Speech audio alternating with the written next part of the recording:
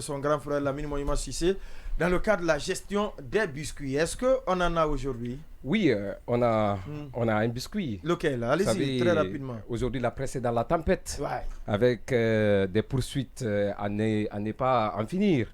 Surtout le cas le plus récent, c'est cette convocation contre ma personne oui, à la brigade de recherche de Kipé, de la part d'un certain Boundou Silla, qui serait secrétaire général d'un ministère assez technique.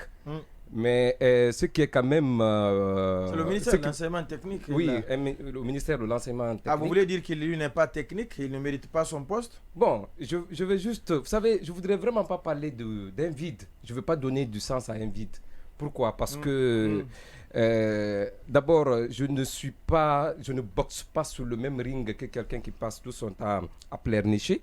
Qu'il se rappelle en 2010. Qui il? Je pense bien, celui, vous savez, moi qui se sent morvé, se mouche. Le plus souvent. Ouais. Voilà, donc je dis qu'il se rappelle, juste qu'en 2010, à Addis Abeba, en Éthiopie, qu'il avait pleurniché pour une histoire de $30,000 derrière le général Sekouba Konaté. Et ensuite, qu'il se rappelle de son voyage sur Rabat en 2010, toujours pour une histoire dont, voilà, il dit qu'il est un réparateur d'images, qu'il est un docteur je ne sais de quoi.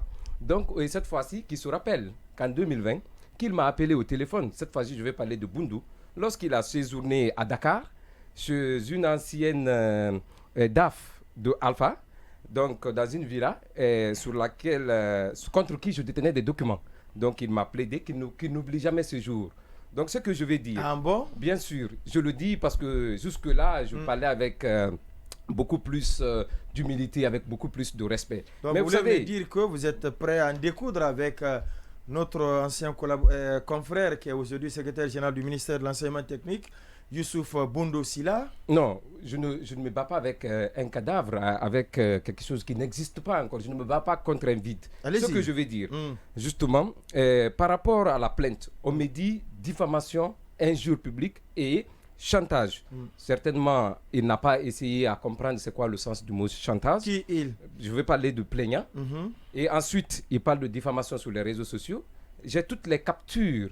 Cela fait suite à des articles et surtout à mes sorties ici dans ce studio, sorties au cours desquelles j'ai parlé de sa gestion catastrophique au niveau du ministère de l'enseignement technique. Ça, c'est des faits qui sont prouvés avec le cas de la substitution des jeunes pour le Maroc, des boursiers de l'État. Oui, le directeur général des bourses extérieures était là, je lui avais même posé la question. Ensuite, il y a l'arbitrage du colonel et on sait que le nom de Boundou fait partie des gens qui sont accusés d'être responsables de cette faillite. Ensuite, il y a la question du permis biométrique qui a été mis récemment en place. Avec la GIP? Avec la GIP. Mais j'ai rappelé comment ça s'est passé. J'ai fait des interrogations, il y a l'article qui est là.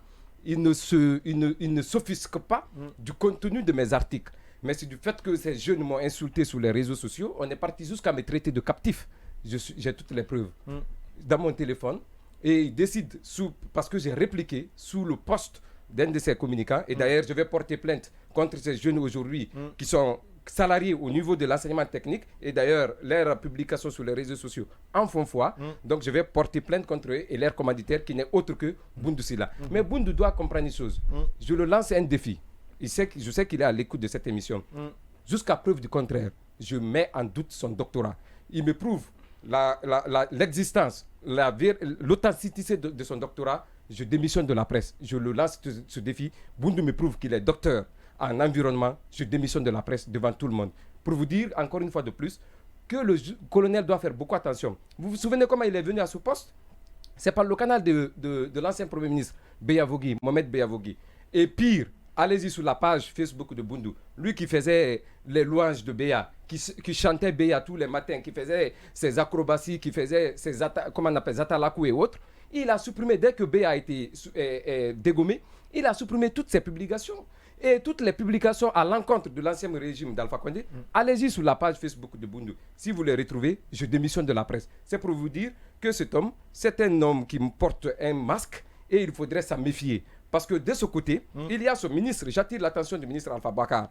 Boundou, c'est un gros serpent qui peut vous mordre et piquer à tout moment. Il faut s'en méfier. Marwan, Il est venimeux, Camara. il est dangereux. Comme je le dis, c'est un sinistre journaliste devenu malheureusement un piètre gestionnaire dans un département assez technique qui est loin de ses compétences et de ses apportées. Je ne voudrais vraiment pas parler de lui, mais puisque il veut avoir de l'écho, je vais l'aider à être connu. Et il est déjà connu.